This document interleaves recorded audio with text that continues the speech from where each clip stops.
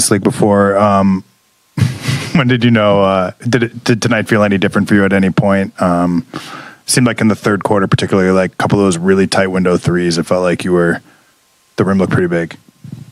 Yeah, I mean, first quarter, wouldn't say I started off great. Had a couple turnovers, missed shots, couple bad passes, and you just stick with it. Especially on a night where you don't have Luka, you don't have Bryant, you don't have Jackson. Like you got to go out there and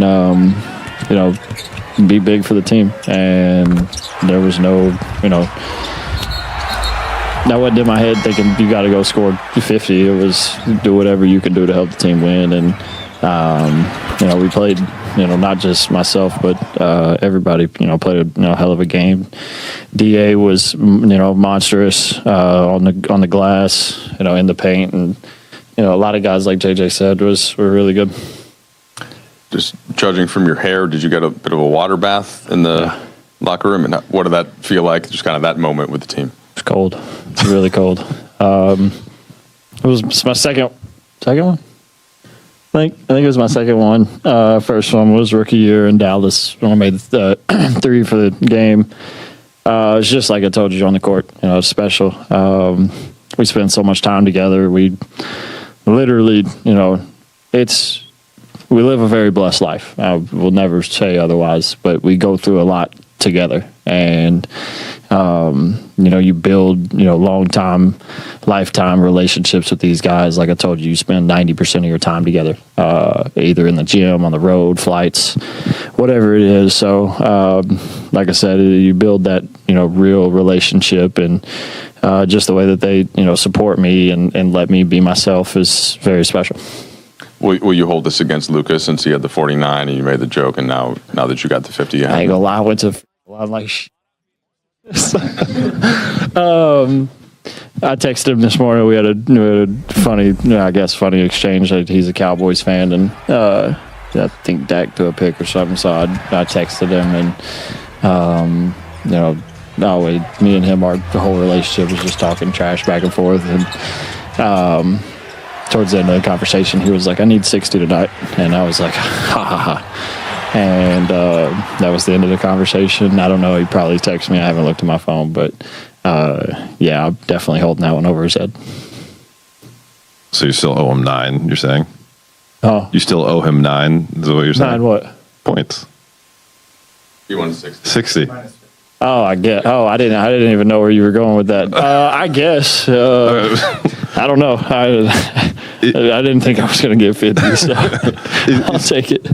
Obviously 51 is your career high for the NBA. Was it your high for any level of basketball? Nah. What is that? I hate that question. High school, I scored 73. It was triple overtime.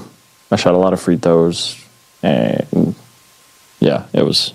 I only made 4 threes that game. It was very high pace. They full court man, run and jump every possession. And it was, we ended up winning 117 to 115, triple overtime. Kid for their team had 59. We tried to guard him. I guess they tried to guard me too. Just there was no defense. Even beyond tonight, obviously it was your game speaks for itself tonight, but through even in the preseason and the first 3 games of the season, you've been playing at a really high level. What's working for you right now, and what's allowed you to be at this level to start the year? I don't know. I mean, I feel like I'm just playing the game I love. Try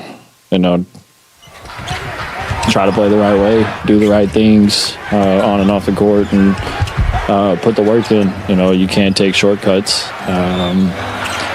And on top of that, like I was talking about, like my teammates and coaching staff letting me be myself. And that's a big, reason for why I'm able to go play the way I play confident. Because sometimes, I'm sure all of y'all have seen it can look crazy sometimes. And it's kind of just how I play. And they're never like reel it back. Just tell me to go do what I do. And that's just, kind of been the message this whole summer. Me and JJ's had a lot of really long conversations about, what we need to be successful. And like I said, I just want to do what I can do to help the team be successful.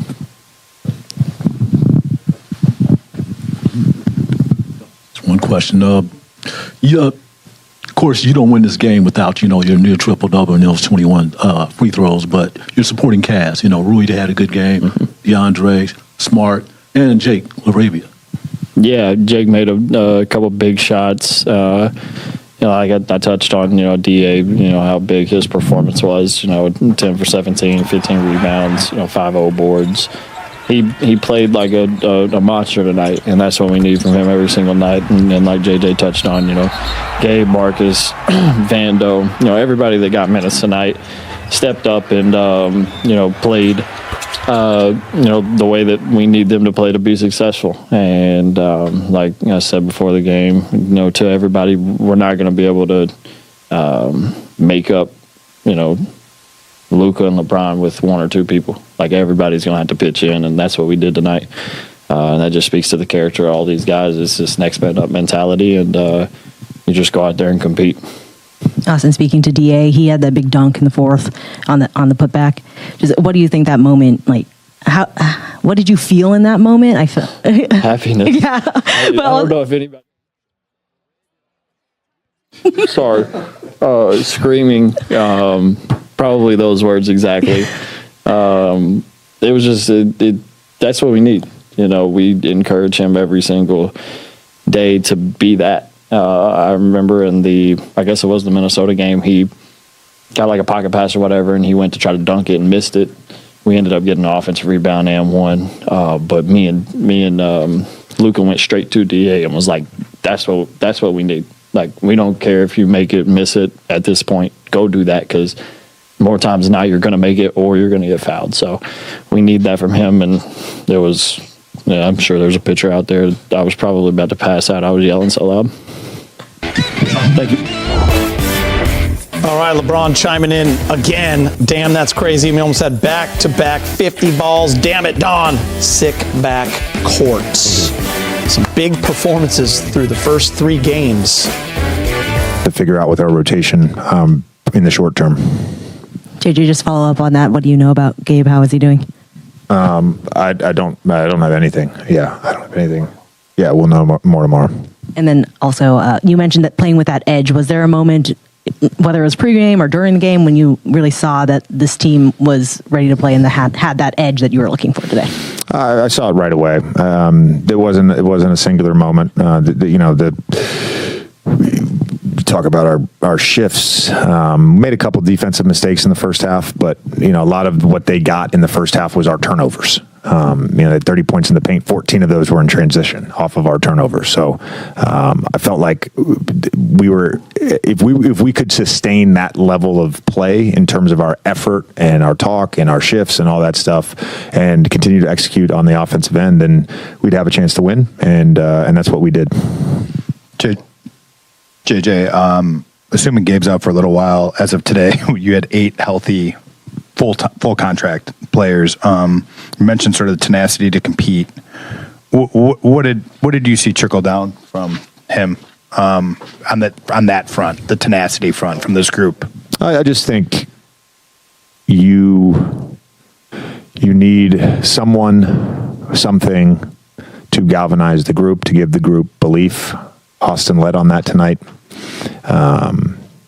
And frankly, I think the play of Vando and Smart was up there too. They led. They made the group believe we could get a big. Luka Doncic remains confident, but knows the Lakers must solve their third quarter struggles. The Los Angeles Lakers may have come up short in their season opener against the Golden State Warriors, but one thing is undeniable: Luka Doncic looks ready to deliver his best season yet. In his debut for the Lakers, the superstar exploded for 43 points, 12 rebounds, 9 assists, and 2 steals in a hard-fought 10-point loss. Even in defeat, Doncic reminded everyone exactly why he's considered one of the league's most gifted players, and a serious MVP contender this season. After an off-season that boosted his confidence and focus, Luka looked every bit like the player Lakers fans hoped for. Still, as fierce a competitor as he is, Doncic doesn't take much comfort in personal stats when the team walks away with a loss. Even so, his belief in himself and his teammates hasn't wavered. After the game, Doncic made it clear that while the Lakers showed promise, they still have work to do, particularly when it comes to their recurring third-quarter issues. Obviously, we've got a lot of games ahead, 81 more, and of course we want to win every single one, Luka said after the game. There were a lot of positives tonight, and of course, plenty of things we need to fix, especially in the third quarter. We've got to figure that out. But my confidence is great. The third-quarter slump has been a long-standing problem for the Lakers, one that predates Doncic's arrival in Los Angeles. Head coach J.J. Redick has already emphasized that the team needs to address it if they want to reach their full potential, because until the Lakers can sustain their intensity after halftime, they'll keep leaving wins on the table. Still, there's a sense of optimism inside the locker room. The Lakers believe their struggles come down to execution, not effort, and those are problems that can be fixed. Doncic continues to trust that this group has what it takes to compete with any team in the league. Veteran guard Austin Reaves, who's seen these same issues in past seasons, echoed that sentiment, and took accountability on behalf of the players. "It's on us," Reaves said. "It's not about the coaches, it's about execution. We've got to come out stronger after halftime and keep that same energy." For Doncic and the Lakers, the message is simple: the potential is real, the belief is strong, and the goals haven't changed. If they can finally solve their third-quarter problem, this team might just become the powerhouse everyone expects them to be. In the days following the loss, conversations around the Lakers have centered not only on Doncic's dazzling debut, but also on the team's recurring inconsistency coming out of halftime, an issue that has quietly shadowed the franchise through multiple seasons. J.J. Redick didn't shy away from addressing it in his post-game comments. The rookie head coach, now navigating his first NBA season from the sidelines, was measured but firm in his assessment. "We came out flat in the third," Redick admitted. "It's been a theme we've talked about, and we've got to start matching urgency with execution. Luka gave us everything tonight, that's not the issue. We need collective focus when the momentum shifts. That's something we can control." Redick's remarks echoed what both Doncic and Reaves had already emphasized. The problem isn't talent, it's rhythm, communication, and accountability. The Lakers' first two quarters against Golden State showed flashes of dominance, with crisp ball movement and strong defensive rotations. But after halftime, the energy dipped, and the Warriors capitalized, turning a close contest into a double-digit gap the Lakers couldn't close. Around the league, analysts and former players have taken notice. ESPN's post-game panel praised Doncic's effort but raised questions about the team's chemistry and adjustment speed under Redick's new system. Several pointed out that while Luka's numbers were staggering, the Lakers' offense seemed overly reliant on him down the stretch. Longtime NBA analyst Tim Legler described it bluntly. "Luka's doing everything, scoring, facilitating, rebounding, but he can't be the only source of fire. The Lakers need someone else to stabilize those third quarters. Whether that's Reaves, Davis, or one of the role guys, somebody has to step up when defenses start loading up on Luka." Inside the locker room, however, the mood wasn't one of panic. Teammates spoke with calm determination, aware that early season struggles are part of building chemistry. Anthony Davis, who finished with a quiet 18 points and 9 rebounds, acknowledged that he needs to play with more aggression alongside Doncic. "We've got to complement each other better," Davis said. "Luka's been incredible, but we can't just stand around and watch him go to work. When we move, cut, and defend together, we're tough to beat. We'll fix it." The Lakers will have a quick chance to prove that. Their next matchup, a home game against the Phoenix Suns, offers a test of how quickly the team can adjust, particularly against another Western Conference contender with elite firepower. For Doncic, though, the message remains unchanged. Confidence, accountability, and leadership are his focus points.